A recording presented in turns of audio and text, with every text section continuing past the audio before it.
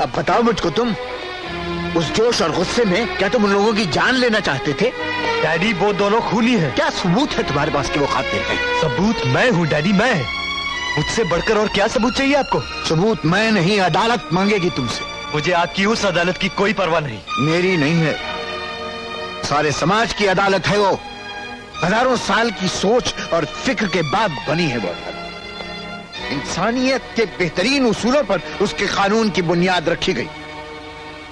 यही है वो सिस्टम जो एक इंसान को दूसरे इंसान की जान लेने से रोकता है, उसके माल और उसकी आबरू पर हाथ डालने से रोकता है। किस बात का सिस्टम डैडी? कौन सा सिस्टम? इस गलत सिस्टम को हम बरसों से देखते आ रहे हैं, सहते आ रहे हैं। एक की सच्ची गवाही को दूसरा झुठलाकर उसे गलत साबित कर देता है। एक के जुर्मों को दूसरा झूठी गवाही देकर उसे बेगुनाह साबित कर देता है।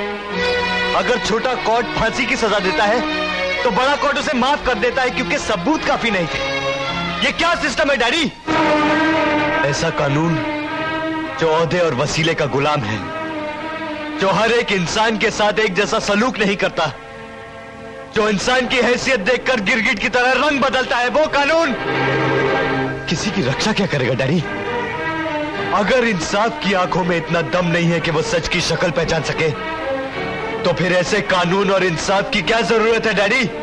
कि ये तुम्हारा जुनून और ये तुम्हारी तोड़ फोड़, इससे कुछ नहीं बनेगा। एक बात भी नहीं सुधरने की इससे। कानून की हद से जब भी बाहर कदम रखोगे तुम, तो तुम्हारी मिसाल कमान से निकले हुए उस तीर की तरह होगी जो किसी की छाती में भी जाकर गड़ सकता है। तुम्हारी हर बात बात नहीं गाली कहलाएगी और तुम इंसाफ का फरिश्ता कहलाने के बजाय रवि एक बाजारी मुजरिम करार दिए जाओगे। जो असली मुजरिम है, आपने उनके खिलाफ एक लफ्ज भी नहीं बोला डैडी। और मैं जो उनके खिलाफ आवाज उठा रहा हूं, आपने अपनी दलीलों से मुझे ही मुजरिम साबित कर दिया। ठीक है डैडी, अगर ये आपका इंसाफ है तो आज मैं आपके सामने इस इंसाफ और कानून के खिलाफ बगावत का ऐलान करता हूं। मैं तुम्हें एक गलती से रोकने की कोशिश कर रहा था, एक जुर्म से रोकने की कोशिश कर रहा था, और तुम एक जंगली जानवर की तरह चिल्ला रहे थे। तुम चिल्लाते जा रहे थे और आज तुम मेरे सामने खड़े होकर मुझे कहते हो कि तुम उसी कानून और इंसाफ के खिलाफ बगावत का ऐलान करते हो जिस कानून और इंसाफ की रक्षा करना मेरा अखलाकी फर्ज है। अगर तुम्हारा यही फैसला है रवि, तो मेरा ख्याल है कि बाप बेटे की हैसियत से हम एक घर की छत के नीचे नहीं रह सकते।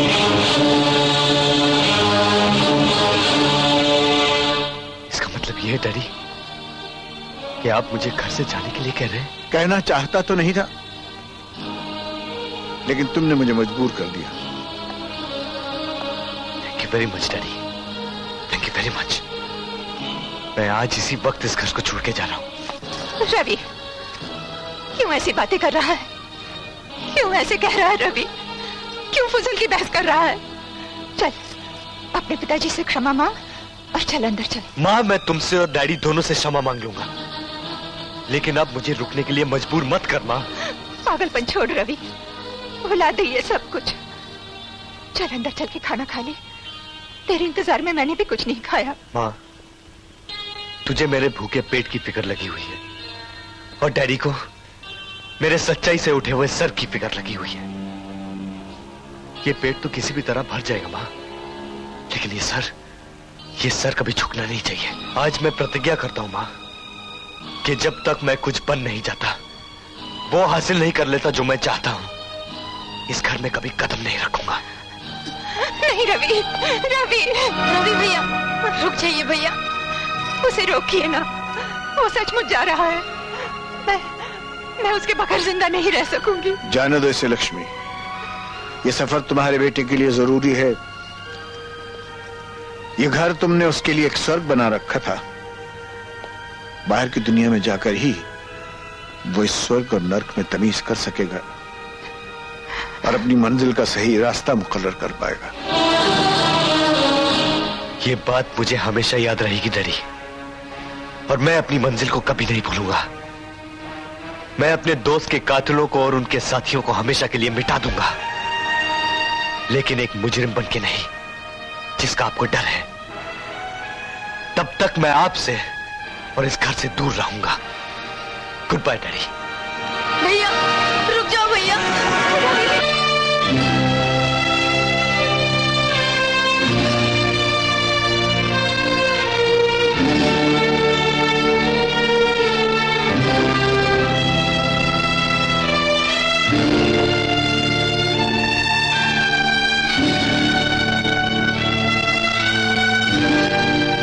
सत्यन मर्डर केस की इंक्वायरी शुरू हो गई है। कलेक्टर हाथ धोकर पीछे पड़ गया है।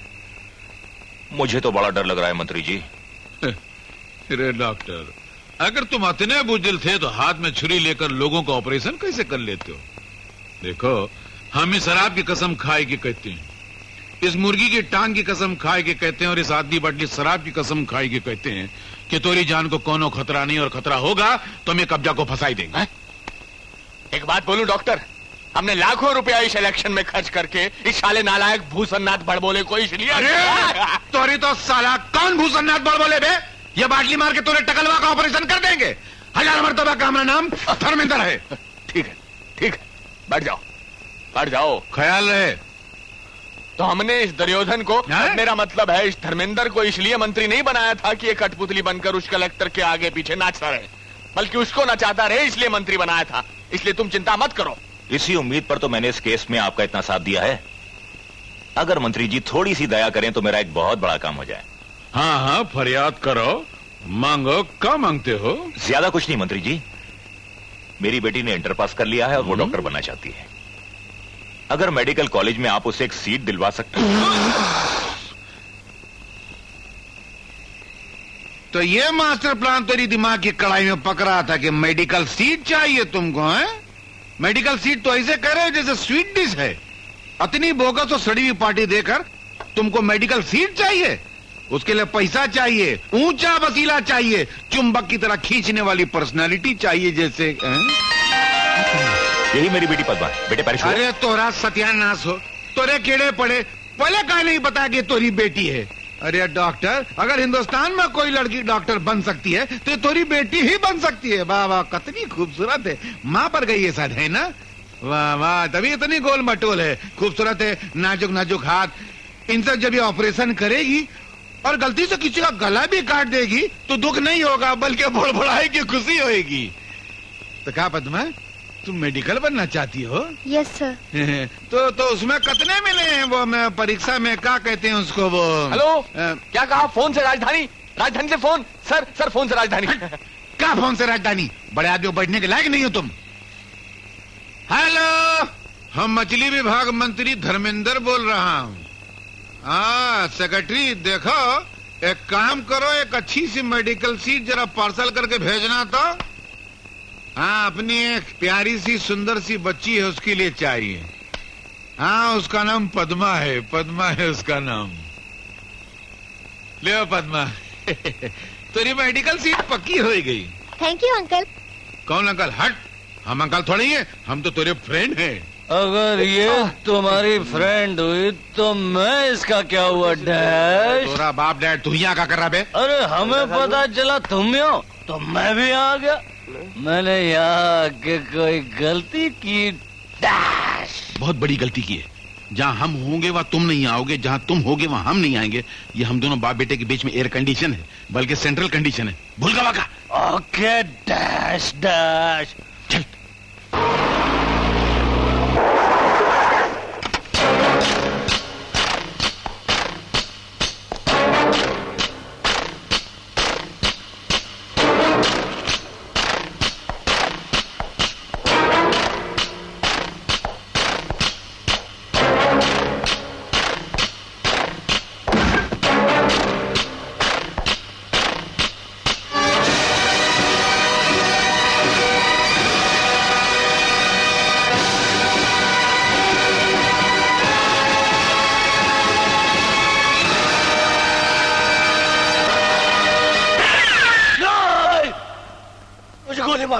मुझे गोली मार दी। क्या हुआ? रवि आया था, उसने मुझे गोली मार दी। देख कौन है, देख। अरे तू सपना देख रहा था, खाम का डर गया। चल सो जा। मम्मी थोड़ा सा खाना खा लो ना। मुझे कुछ नहीं चाहिए, ले जाओ। क्यों इतनी जिद करती हो मम्मी? हाँ, मैं जिद करती हूँ, मैं जिद्दी हूँ। औरत जिद के सिवा और कर ही क्या सकती है? मर्द अपनी जिद से औरत को तड़पा तड़पा कर मार सकता है, औरत सिर्फ मरना जानती है। हर घड़ी मैं यही सोचती हूँ कि मेरे रवि ने कुछ खाया होगा या नहीं, और यही सोच सोच कर मेरी अंतड़ियां खिंचती रहती हैं। इस हालत में मैं कैसे कुछ खाऊं? मुझे कुछ नहीं चाहिए। अगर मैंने कुछ भी नहीं खाया तो मैं मर नहीं जाऊंगी। क्यों ऐसे? लक्ष्मी सीढ़ियों पर से गिर? हाँ पापा। घबरा मत, मैं डॉक्टर को साथ लेके आऊंगा।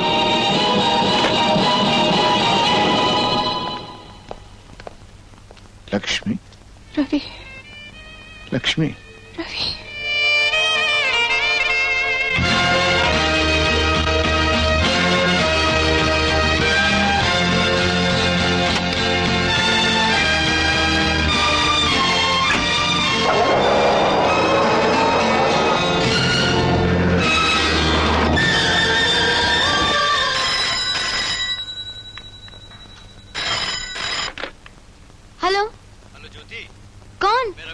रवि भैया, भैया फोन नहीं रखना, मैं अभी मम्मी को बुला कर लाती हूँ। मम्मी मम्मी मम्मी, रवि भैया का फोन है। रवि।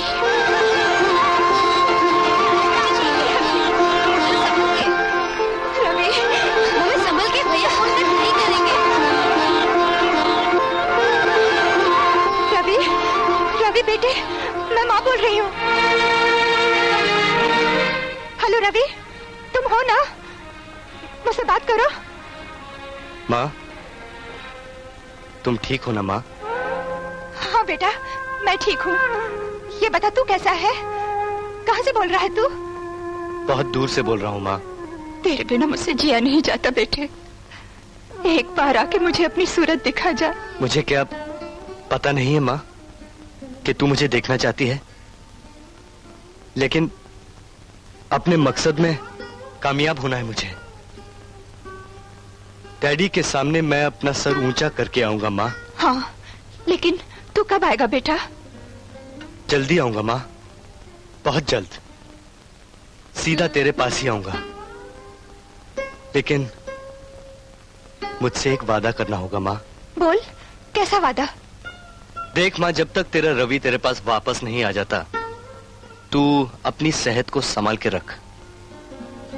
मैं अपनी माँ को सेहतमंद और मुस्कुराते हुए देखना चाहता हूँ।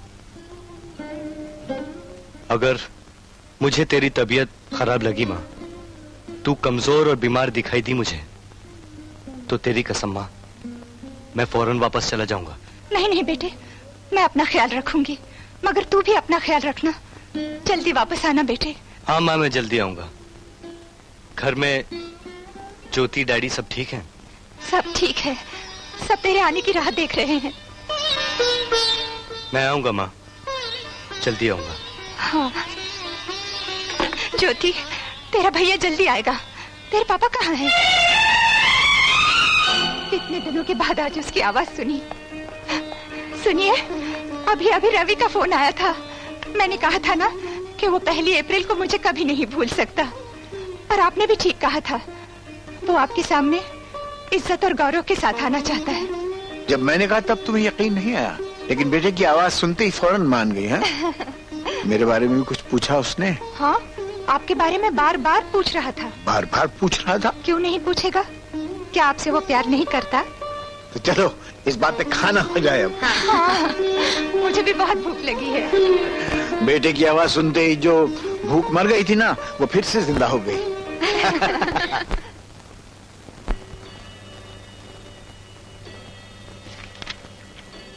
पापा, आप अभी तक सोए नहीं? नहीं बेटे, मैं जरा काम कर रहा हूँ। तो फिर एक गिलास गरम गरम दूध पी लीजिए। नहीं, दूध नहीं, दूध नहीं, मुझे एक फोन का इंतजार है।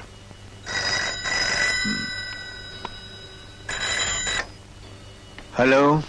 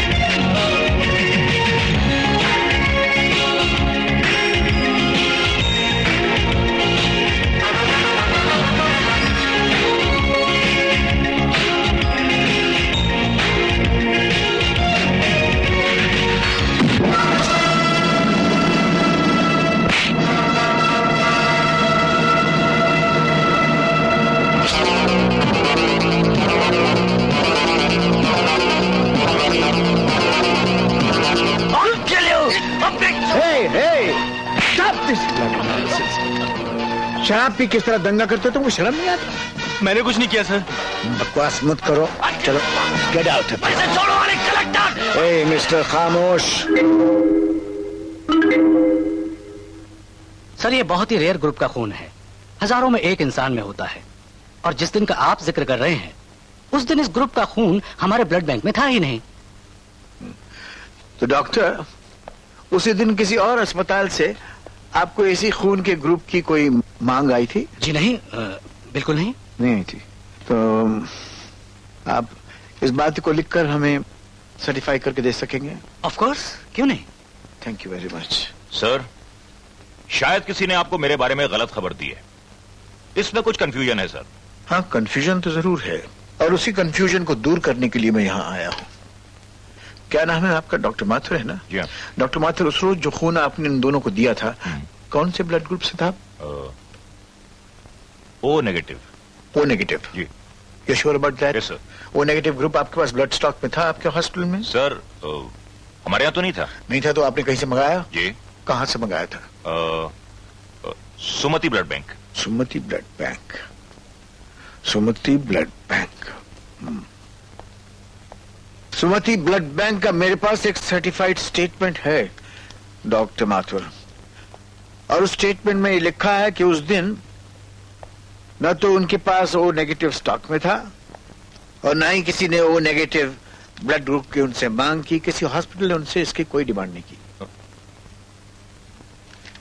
ये जरा आप स्टेटमेंट को देखिए गौर से। हाँ? सर, उस दिन शायद कहीं और से मंगा। झूठ बकते हो सर। रंगे हाथों पकड़े गए हो माथुर। एक सरकारी डॉक्टर होते हुए तुमने 2 खूनी मुजरिमों की सहायता की। तुमने गलत रिपोर्ट्स लिखी और हॉस्पिटल के रिकॉर्ड्स में तुमने झूठी एंट्रीज की, जबकि हकीकत यह है कि न तो तुमने दोनों में से किसी को खून दिया, और न उनमें से कोई भी हफ्ता भर इस हॉस्पिटल में पड़ा रहा। अब एक कलेक्टर की हैसियत से मैं तुम्हें इस जुर्म के लिए इसी वक्त यहाँ खड़े खड़े गिरफ्तार कर सकता हूँ। तुम पर मुकदमा चल सकता है, तुम जेल जा सकते हो, और तुम्हारा डॉक्टरी लाइसेंस हमेशा के लिए मनसूख हो सकता है। सर, मुझसे बहुत बड़ी गलती हो गई, मैं मजबूर था, मुझे बचा लीजिए। अगर चाहते हो कि मैं तुम्हारी मदद करूं डॉक्टर, तो सच्चाई के चेहरे से झूठ का निकाब नोच कर फेंक देना होगा। बताना होगा कि असली मुजरिम कौन है। बताता हूं सर। इस नीच काम के लिए मुझे मंत्री महोदय और कब्जा कन्हैयालाल ने मजबूर किया था। डीएसपी साहब। Yes sir. डॉक्टर माथुर को आप पुलिस स्टेशन ले जाएं और उनका बयान कलम बंद कर लें। कौन? अरे आप। नमस्ते। नमस्ते। पिताजी तो हॉस्पिटल गए हैं। कोई बात नहीं, आप मेडिकल कॉलेज में सीट के लिए बहुत कोशिश कर रही हैं ना। दरअसल मैं उसी के बारे में बातचीत करने आया था। Thank you. आप कौन से कॉलेज में कोशिश कर रहे हैं? दैट्स अ टॉप सीक्रेट, पर मैं आपके लिए सीट का प्रबंध जरूर कर दूंगा। बदले में आपको भी एक चीज देनी होगी। क्या चीज? एक नाची सी चीज।